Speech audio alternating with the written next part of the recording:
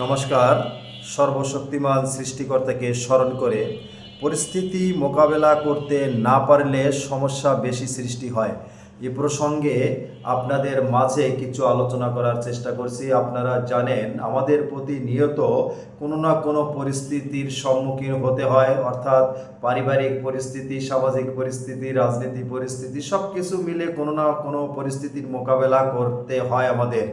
কখনো আপনি দেখবেন আপনি যেটা চিন্তা করেননি সেইটাও আপনার বেলায় হচ্ছে, অর্থাৎ আপনার হঠাৎ রোগ হইতে পারে, পরিবারের দুর্ঘটনা ঘটতে পারে, আপনার নামে মিথ্যা মামলা হতে পারে, ষড়যন্ত্রমূলক মামলা হতে পারে, যা আপনার অপ্রত্যাশিত অনাকাঙ্ক্ষিত সেরকম পরিস্থিতি কিন্তু আপনার যে কোনো সময় যে কোনো মুহূর্তে ঘটতে পারে বা ঘটে। আর এই সকল মোকাবেলার জন্য আপনাকে সৎ সাহস থাকতে হবে, ধৈর্য ধরতে হবে এবং সাহসিকতার সঙ্গে লড়াই করতে হবে, কৌশলী হতে হবে। তাহলে আপনি অবশ্যই আপনার সমস্যার সমাধান করতে পারবেন। অতএব আজকে আমার যে বিষয়টা ছিল, পরিস্থিতি যেটাই আসুক, পরিস্থিতি যাই যখন যে অবস্থা হোক, সেই পরিস্থিতি মোকাবেলা করার মতো আপনার সবসময় প্রস্তুতি থাকতে হবে। সেটা হচ্ছে মানসিক প্রস্তুতি। অর্থাৎ আপনার যে কোনো সময় যে কোনো সমস্যা হতে পারে, ক্ষতি হতে পারে, ভালোর চেয়ে খারাপ দিকটা আপনার যে কোনো মুহূর্তে আপনার বেলায় বা আমার বেলায় হতে পারে। তাই সবসময় আমাদের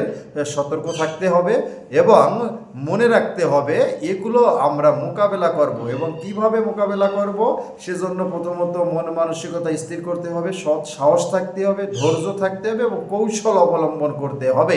তাহলে আমাদের ক্ষতির সম্ভাবনা কম হবে, সমস্যা দ্রুত সমাধান হবে। আজকে আমার আলোচনার বিষয় মূলত এটাই। যে কোনো পরিস্থিতিতে, যে কোনো পরিবেশে আমাদের সামাল দেওয়ার চিন্তা ভাবনা থাকতে হবে। অর্থাৎ পরিস্থিতি যেটাই আসুক মোকাবেলা করার সৎ সাহস থাকতে হবে এবং আমরা মোকাবেলা করব এই চিন্তা ভাবনা নিয়ে আমাদের এগিয়ে যেতে হবে সামনের দিকে। তাহলেই আমরা যে কোনো সমস্যার সমাধান পাব এবং সমস্যা আমাদের কম হবে। আর পরিস্থিতি যে কোনো একটা আসলো, আমি যদি হতাশ হই, চিন্তা ভাবনায় পড়ে যাই, তাহলে কিন্তু আপনার ক্ষতি বেশি হবে, উপকার কম হবে এবং সমাধান হওয়ার কোনো সম্ভাবনাই থাকবে না। তাই আপনাদেরই জানা কথাগুলো আমি আপনাদের সাথে আর একটু শেয়ার করলাম। পরিস্থিতি যেটাই আসুক, যে সময় খারাপ সময় আসুক, ভালো সময় আসুক, পরিস্থিতি অনুযায়ী আমাদের চলতে হবে এবং ওই পরিস্থিতি মোকাবেলার মতো আমাদের মন মানসিকতা, সাহসিকতা এবং চিন্তা ভাবনা ও কৌশল অবলম্বন করতে হবে। আজকে এই পর্যন্তই। আপনারা সকলে ভালো থাকবেন, নিরাপদে থাকবেন, সুস্থ থাকবেন, সৃষ্টিকর্তার কাছে এই প্রার্থনা রেখে আজকে আমার আলোচনা শেষ করছি। নমস্কার।